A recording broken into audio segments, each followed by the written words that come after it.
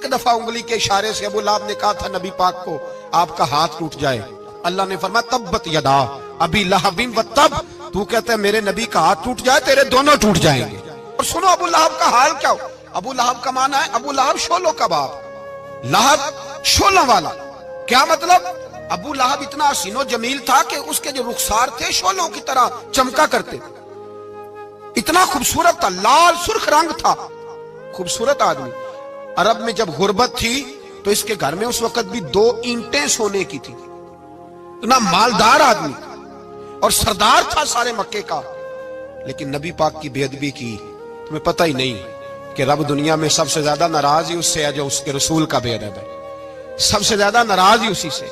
अबू लहब ना गया बदर के मौके पर, डर गया, कहने लगा मैंने नहीं जाना, मक्के में रह गया। ना गया जिहाद के लिए, मुसलमानों के खिलाफ ना निकला। लोगों ने बड़ा इसको लान तान किया, लेकिन कहने लगा मेरे खर्चे पे 4-5 बंदे ले जाओ, मैं नहीं जाऊंगा।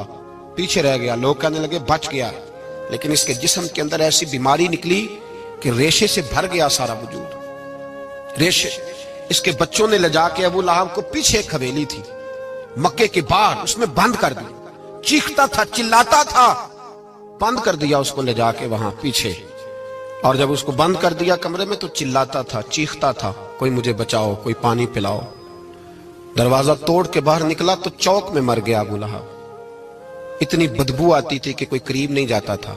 चौक में लाश पड़ी थी। यह है मैयत किसी बेअदब की, मुंह दिखाने के काबिल नहीं, उनके दुश्मन पे लानत खुदा की, रहम पाने के काबिल नहीं है।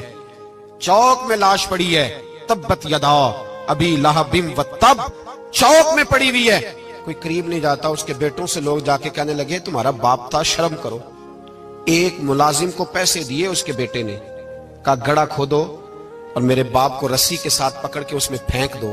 एक गड़ा खोदा मक्के की गली में और रस्सी के साथ पकड़कर, रस्सी के साथ बांध कर उसकी टांग को घसीट कर उस गड़े में डाल दिया, ऊपर से मिट्टी डाल दी, बदबू का वो ढेर बंद कर दिया। अबू लहब मक्के का सरदार था, पर जाने कहां मरदूद दफन है। लेकिन मियानी साहब के कब्रिस्तान में जाओ, मियानी साहब के कब्रिस्तान में वो इल्मुद्दीन जिसे अपना नाम भी नहीं लिखना आता था, हजारों लोग रोजाना उसकी कब्र पे खड़े होते हैं और रसूलुल्लाह की नाते सुनाते।